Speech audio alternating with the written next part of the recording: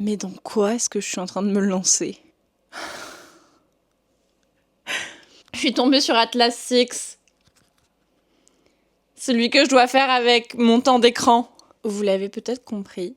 J'ai tiré au sort ma prochaine lecture. À chacune des lectures était associé un concept de vidéo. Je suis tombée sur Atlas Six de Olivia Blake. C'est clairement celui qui me donnait le plus envie et qui à la fois me faisait le plus peur. Vous allez donc me suivre, où je vais convertir mon temps d'écran en temps de lecture. Je pense pas que mon temps de lecture soit si aberrant vu mon âge et ma génération.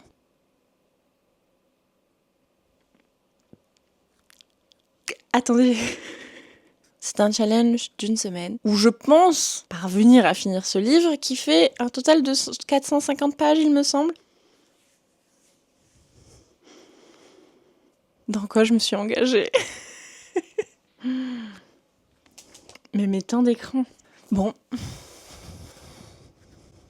On se retrouve demain. À demain. Bonjour. Nous sommes donc lundi.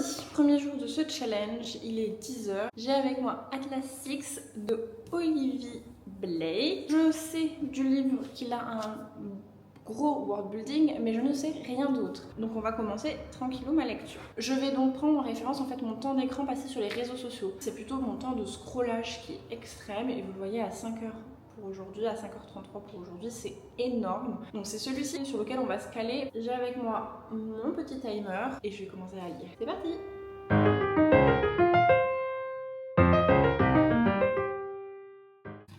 Je viens de lire le commencement. Ça parle de société secrète, de connaissances. Ça me plaît assez bien pour le moment. J'ai revêtu le hoodie parce qu'il fait froid de ouf. Je me suis arrêtée.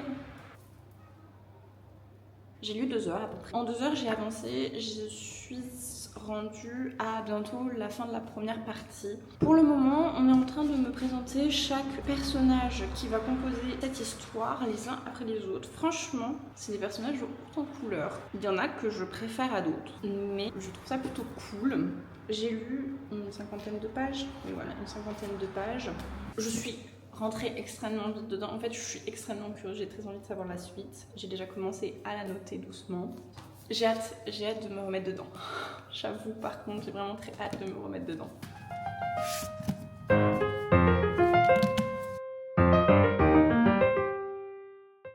Il me reste 2h28 de lecture. Je suis rendue du coup à 25%, je dirais. À peu près 25%, j'imagine. Du coup, on a eu la présentation de tous les personnages ainsi que de leurs pouvoirs, ainsi que on a eu la présentation des intentions de ce qui allait se passer. Et je suis rendue du coup à leur arrivée tout simplement dans la société, en tout cas dans le lieu qui va certainement occuper une grande partie du bouquin, qui est donc la bibliothèque d'Alexandrie. J'ai mes petites préférences sur certains des personnages. J'aime bien Kaloum, est assez discret quand même, alors que au départ avait l'air d'avoir une tête assez forte, que son pouvoir a l'air extrêmement puissant. Je réalise qu'au final, les deux que je pas plus d'intérêt, c'est Nico et Lizzie. Mais j'ai un peu l'impression que la première épreuve va être un peu tournée autour de Lizzie et de Nico par rapport à leur spécialité. Je mets des trigger warnings, ils sont au début du livre, mais du coup on sent bien qu'il y a des dynamiques, notamment Parecha, un rapport aux hommes qui est assez particulier. C'est vraiment très limpide dès le début du livre. C'est une croqueuse d'homme, enfin, en tout cas moi c'est comme ça que je la pressens. Et du coup ça crée forcément des dynamiques. Elle s'est mise de suite en dynamique avec Tristan et je trouve ça assez chouette. Comme il y a une dynamique entre Lizzie et Nico, en fait, j'ai hâte de voir le reste des dynamiques tout au long, en fait, dans cette proximité forcée, tous obligés de vivre au même endroit alors que il y en a qui ne s'aiment pas, ça j'aime bien. J'ai hâte de voir la suite par rapport à ça. J'aime beaucoup tous les personnages secondaires, surtout que Gideon a l'air d'être un personnage hyper intéressant. J'espère vraiment qu'on en apprenne un peu plus sur lui. Atlas, je pense que c'est pas son réel nom. Je pense que c'est le nom emprunté par tous les gardiens. Ce n'est qu'une supposition. Moi pour le moment, j'avoue que j'aime bien. Je vais continuer ce soir.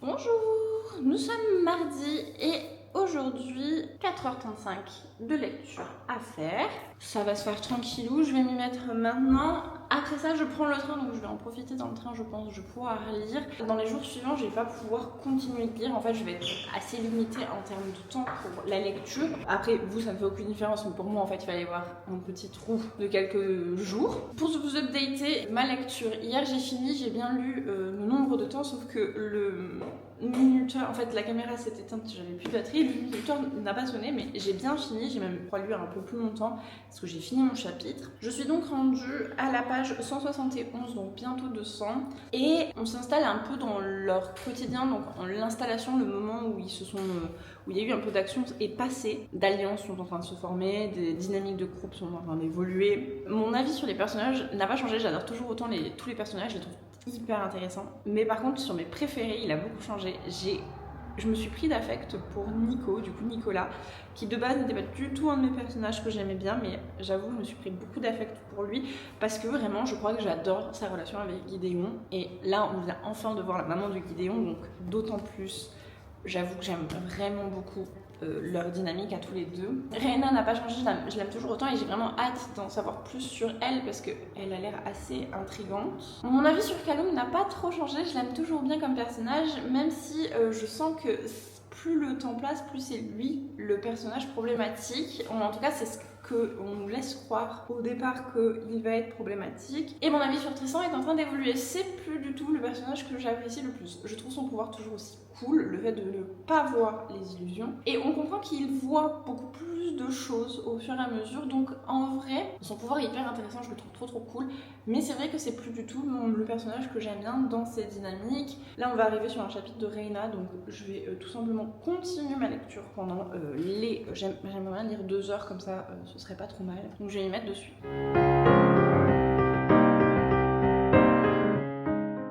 Petit update, du coup, j'ai lu 2 heures. Il me reste 2h57 après de lecture. Je vais faire ça dans le train tranquillou, je pense. J'aurai largement le temps de finir. J'avance bien. J'ai pas lu assez doucement quand même, mais je viens de lire des chapitres qui étaient assez lourds en termes d'informations. On a eu plein de blabla scientifique sur la gravité, le temps, l'espace-temps, tout ça. C'était pas le plus intéressant dans le sens où c'est beaucoup, c'est fastidieux surtout. On a appris des choses sur Parisha. Alors pas encore sur son histoire, mais sur ce qu'elle craint vachement.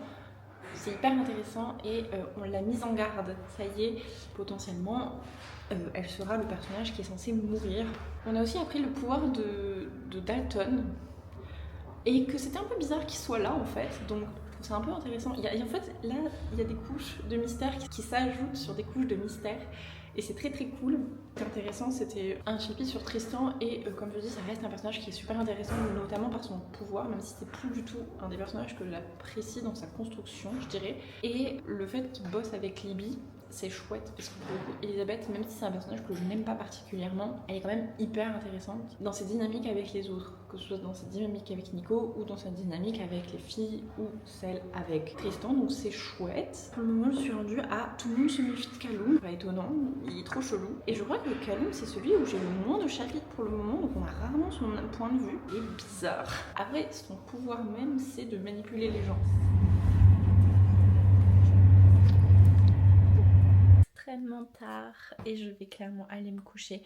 J'ai pas fini aujourd'hui, du coup il me reste littéralement genre 40 minutes de lecture, c'est ça, 39 minutes. En fait là il est minuit 38, je vais clairement aller dormir. Mais je suis arrivée sur Paris, en fait j'ai passé du temps avec ma copine Jeanne. Donc pas de pression, c'est pas grave. De toute façon là je vous l'avais dit, à partir de aujourd'hui le vlog va être un peu particulier car je vais être occupée sur Paris. Pas dit pourquoi j'étais sur Paris, c'est tout à fait normal. Vous allez le découvrir bien assez vite dans un autre vlog. Mais pour cela, on se retrouve dans quelques jours pour moi, pour vous dans une seconde. Bye.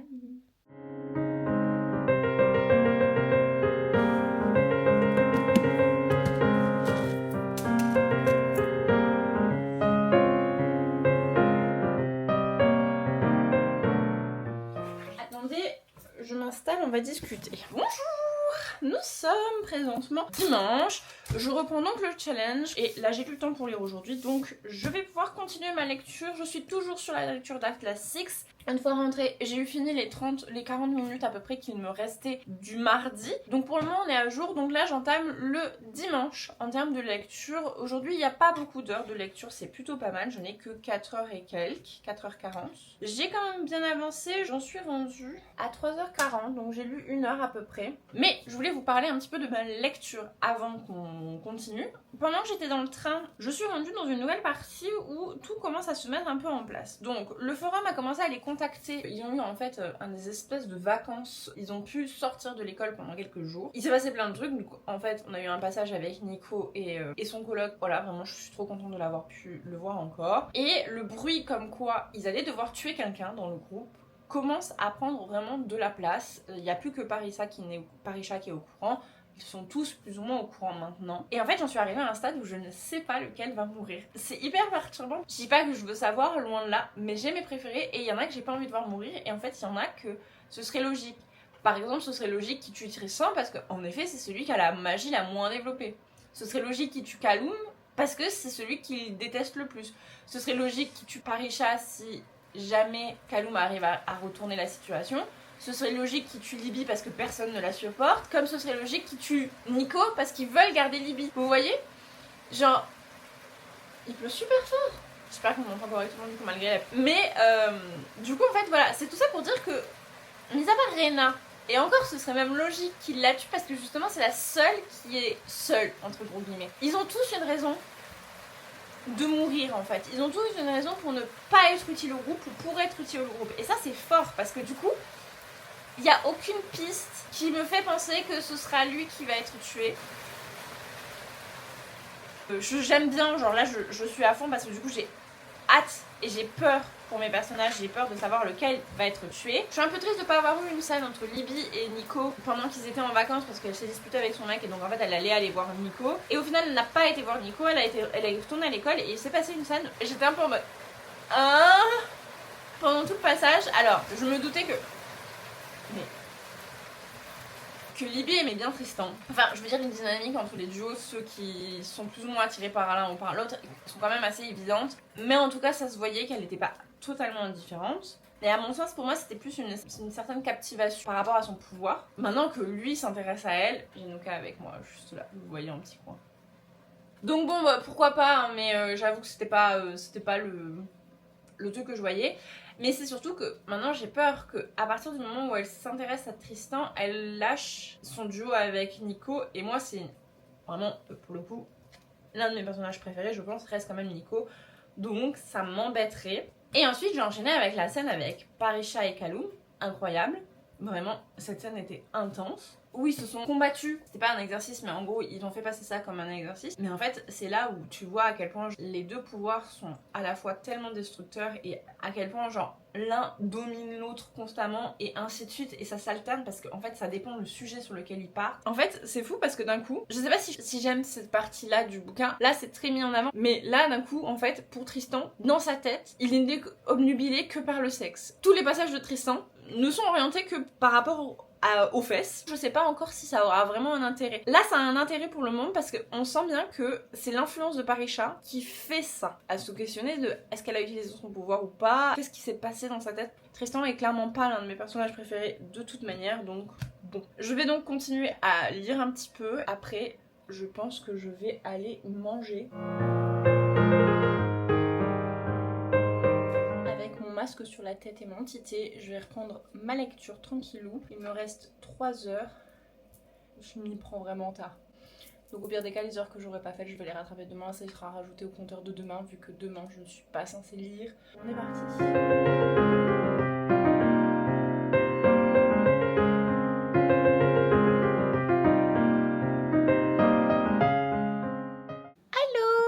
Bonjour, comment allez-vous? J'ai la tête de quelqu'un qui vient de se réveiller, mais alors je viens pas de me réveiller, mais j'ai pas touché à mes cheveux, donc vraiment il va falloir que je défasse ces nattes. Alors, attendez, je vous pose là.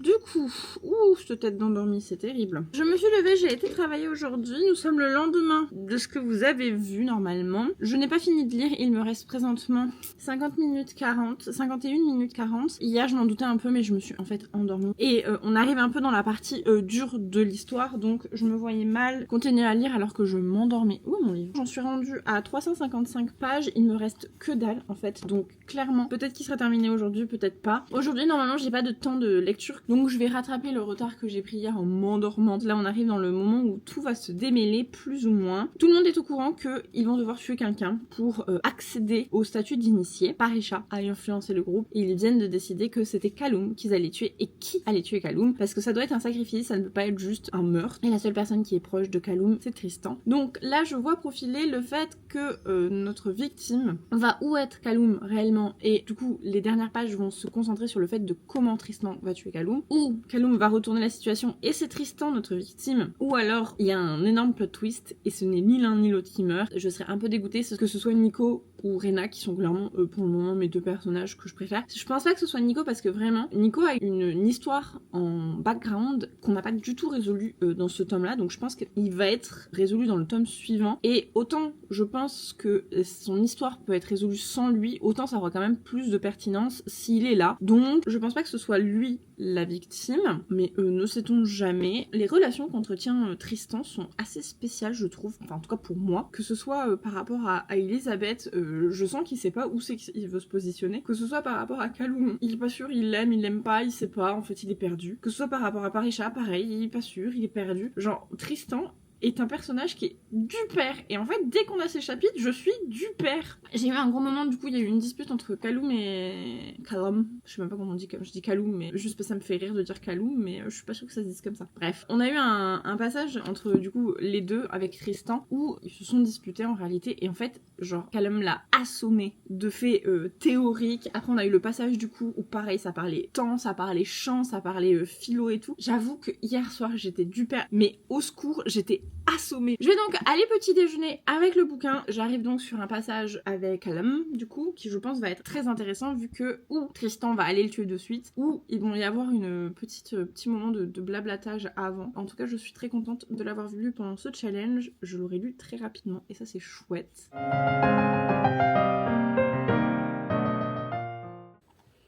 Bon.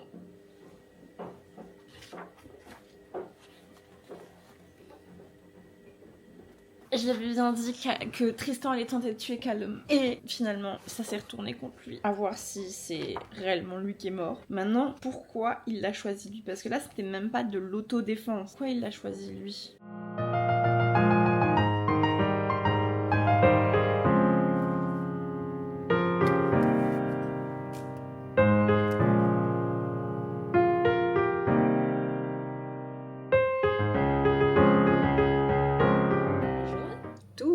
Nous sommes actuellement mercredi et j'ai commencé à lire ce matin, donc j'ai actuellement pratiquement 9 heures de lecture aujourd'hui, donc je pense qu'on va largement le terminer. Je suis même présentement au dernier chapitre et c'est de ça que je voulais vous parler.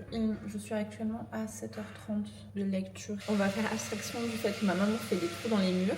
C'est un chapitre un petit peu particulier, ou en tout cas on voulait faire croire que Lizzie était morte et finalement elle ne l'est peut-être certainement pas. Donc là on va commencer, Gideon commence à prendre de la place parce que il est un des rares à pouvoir voyager dans les différentes strates. Et Lizzie serait visiblement au même endroit mais dans une autre temporalité ou un truc du genre. Et Rena a commencé à se poser des questions parce que justement Rena faisait partie de l'une des qualifiées qui pouvait voir sa place interchanger avec quelqu'un et à qui on nous a bien spécifié c'était qui, c'était un voyageur. Et là, je vous avais dit, il me semble, dans un des chapitres qu'on avait Erza qui était bizarre parce qu'on a eu un chapitre sur Erza qui parle à la classe et c'était chelou. Et là, le dernier chapitre, c'est un chapitre avec Erza. Donc je suspecte que ce soit lui, du coup, le voyageur. Du coup, je pense vraiment pas qu'on ait les réponses à tout ça. Je pense pas qu'on va retrouver le Lizzie dans ce tome. Je vais encore lire du coup pendant 1 heure.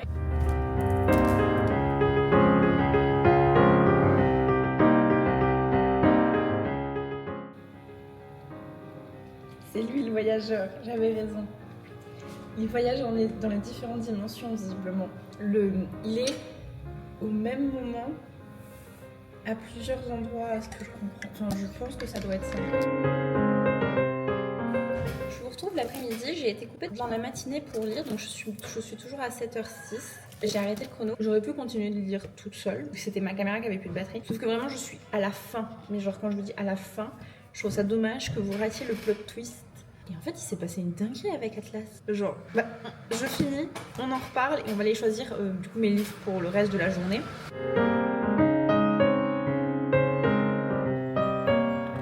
J'entame le dernier chapitre, le chapitre du coup fin. Il n'y a pas beaucoup de pages, je pense qu'on va... Je sais même pas ce qui va se passer. En vrai, genre, je suis perplexe de la tournure que ça a pris, mais genre perplexe positivement en fait.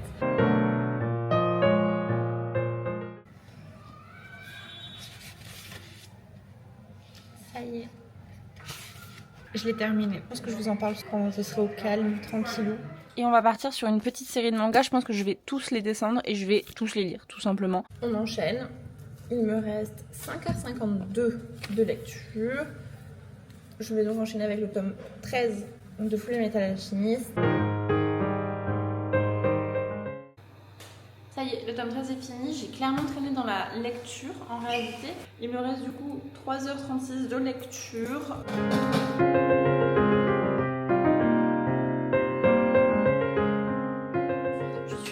J'ai mangé et j'ai fait mon cours. Là, il me reste 1h56 de lecture. Actuellement, je suis toujours sur T14 de Fullmetal Alchemist. Je vais continuer ça tranquillou. Mais j'avoue que je suis un peu fatiguée. Mon envie de le déranger est vraiment inexistante. J'ai fini mon tome et que maintenant je suis coincée parce que il est installé, il ronronne, il dort. Et j'ai pas du tout envie de le déranger. Sauf que le tome suivant, il se trouve là-bas. Il me reste présentement une trentaine de minutes de lecture à peu près. Gros bébé, oui, oh là là. Le tome 15 est récupéré. Et on est parti pour ce nouveau tome.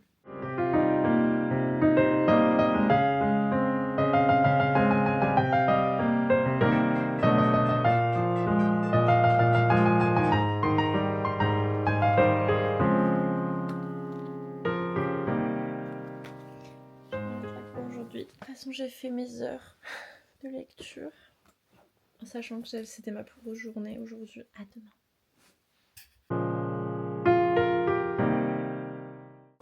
Il est tôt. C'est même pas vrai, il est même pas tôt. Il est 10h27. J'ai mon train à 11h07, donc il faut que je parte dans 20 minutes à peu près. Je vais commencer à lire. On va continuer le tome 15 de Fullmetal Alchemist. Je mets mon chrono. Aujourd'hui, je suis censée lire 7h50, il me semble. Donc je vais lire dans le train aussi. Bref, sur ce, je commence. On est parti.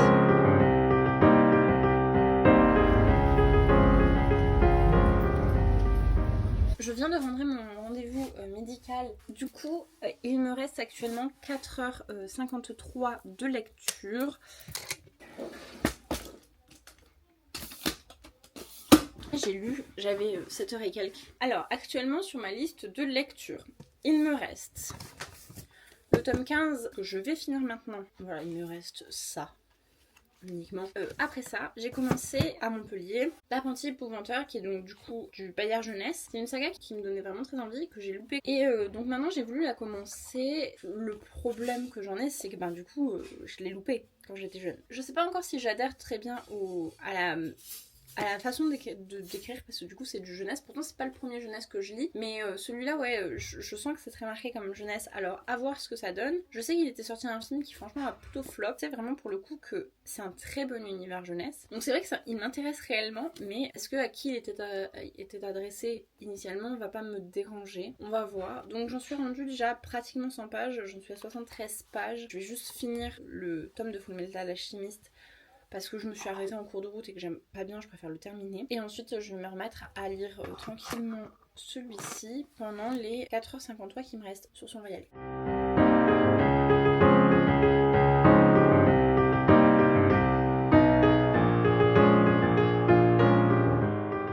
Il reste 4h30 de lecture et ça, c'est fini.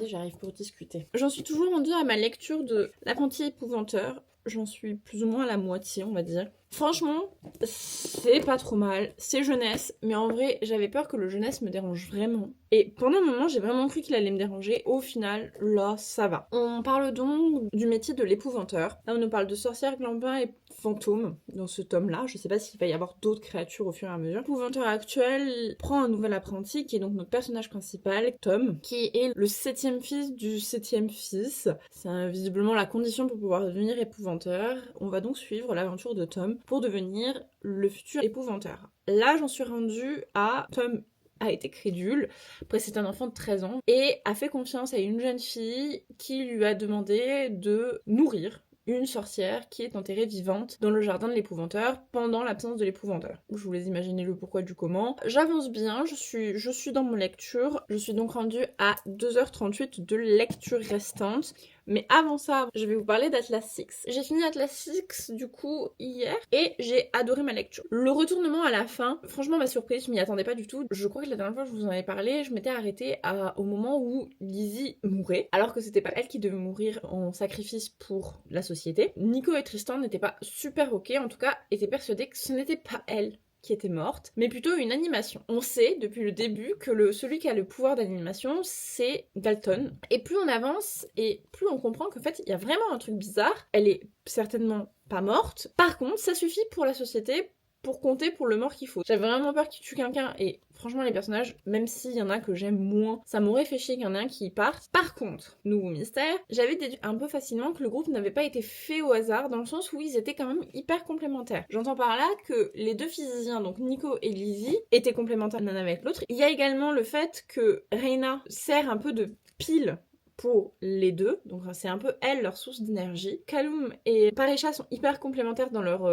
gestion des personnes autour d'eux, et Tristan est complémentaire avec Lizzie parce que on voit qu'il voit des choses que les autres ne voient pas, et donc c'est très utile pour Lizzie. On sent bien qu'ils sont tous complémentaires, qu'ils n'ont pas été choisis au hasard. Ça s'est confirmé avec le temps, car en plus que ce soit pas fait au hasard, ça a été fait par Atlas. Et en fait on apprend, à un moment donné on a eu un chapitre sur Erza, et en fait sur la fin on a un autre chapitre sur Erza, et en fait ça n'a pas été fait que par Atlas, ça a été fait par Atlas et Erza, qui avait de très grandes ambitions, déjà à l'époque quand ils avaient été choisis par la société, et qui là comptent bien mettre en œuvre leurs ambitions, sauf que arrivé à la fin du livre, il veut arrêter Atlas, et donc là rentre un nouveau groupe en jeu. Les derniers chapitres, c'est Ezra qui construit un nouveau groupe, et j'ai très hâte du coup de voir la confrontation entre les deux groupes. J'ai très hâte de voir comment Nico va comprendre. On apprend que Gideon était au courant aussi, enfin bref, on apprend plein de trucs, donc ça c'est très cool. J'ai été aujourd'hui à Montpellier, franchement j'ai hésité à prendre le tome 2, je suis en pyjama. Il est actuellement bientôt dans 3 heures et il me reste 2 heures à peu près de lecture, donc on va s'y mettre maintenant. Ça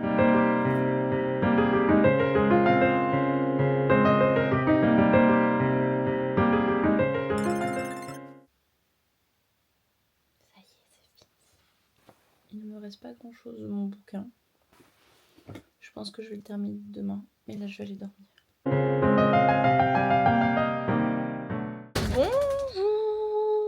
Nous sommes actuellement vendredi, je me suis réveillée il n'y a pas si longtemps que ça en réalité. J'ai pas envie de lire. Mais on a un challenge à continuer. Aujourd'hui, on n'a pas beaucoup à lire. On n'a que 5h30 de lecture à faire. Je vais peut-être lire 30 minutes là ce matin, comme ça on n'aura plus que 5 heures. Et je vais peut-être finir. Le timer est là.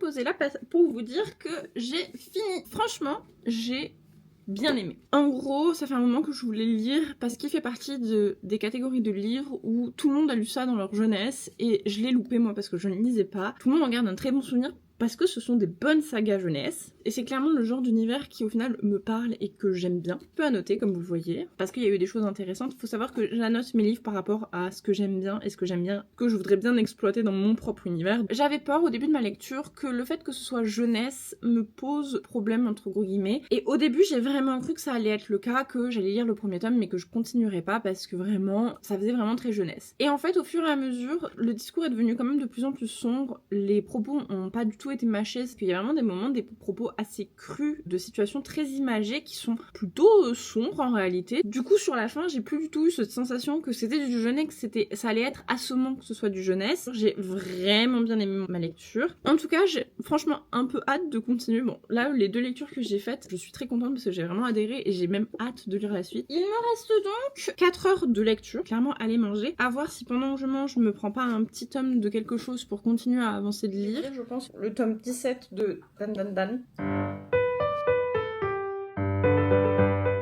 J'ai lu. Du coup, le tome 17 de Dan Dan Dan. Trop bien. J'adore ce manga de toute manière, donc je suis trop contente.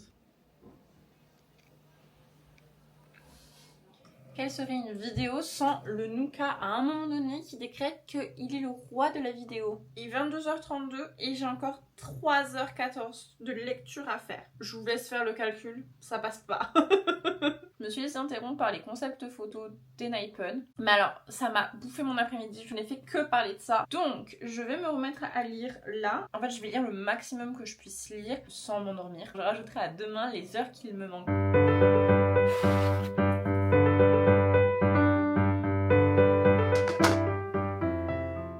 Actuellement 1h du matin. J'ai fini ma BD. Elle était incroyable. Du coup, ça représente un petit peu toutes les sorcières. Après, ça parle des grands noms de sorcières, notamment Circé, Lilith, Baba Yaga. Ça parle aussi des femmes qui ont marqué l'histoire et qui ont été assimilées à des sorcières, comme Jeanne d'Arc par exemple. Et aussi les mouvements liés aux sorcières aujourd'hui. Je suis ravie en fait toujours d'avoir des ouvrages qui sont accessibles. Et à la fin, la petite dédicace m'a fait chouiner. Voilà voilou. Il reste donc actuellement 1h22 de lecture. Je vais clairement la lire demain. Là, je vais aller me coucher. Je pense que c'est le signe d'aller dormir. Allez, je vous dis bonne nuit. À demain.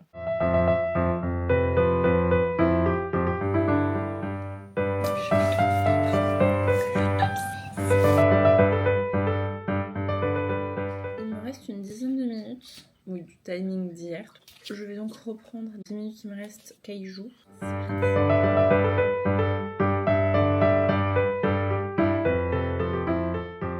Je vous retrouve plus tard avec toujours mes 3 heures de lecture à faire en réalité. J'ai passé la journée à faire du matériel pour mon JDR de demain. Donc là je vais me poser et je vais lire tranquillement. Je vous avouerai que je ne sais pas ce que je vais lire. On est parti. God. Il a la promise de Livestone.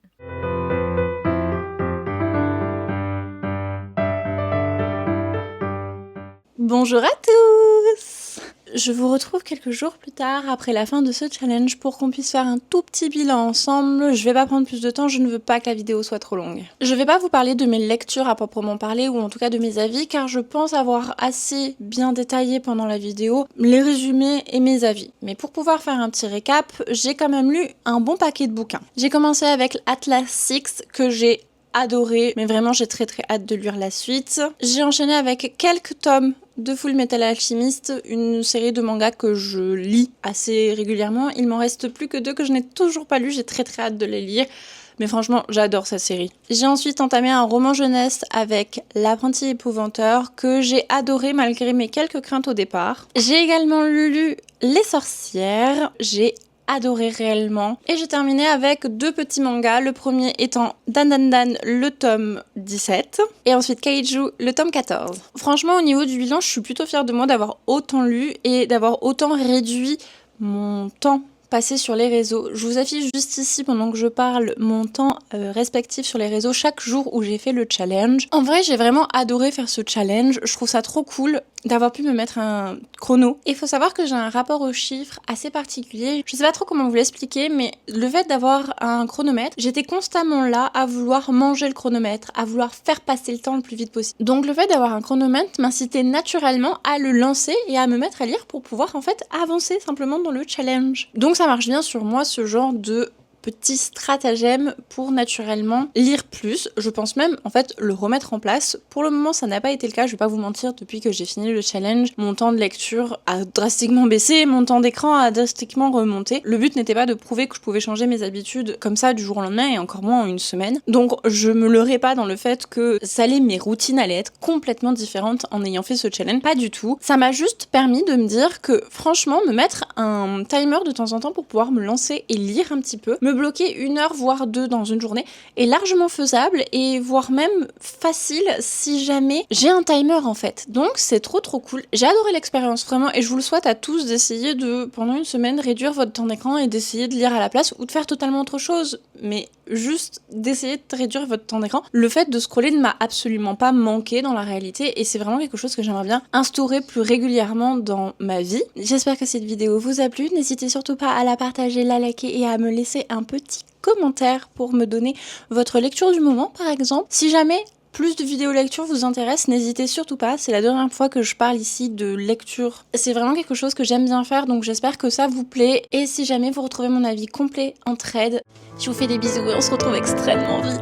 Bye!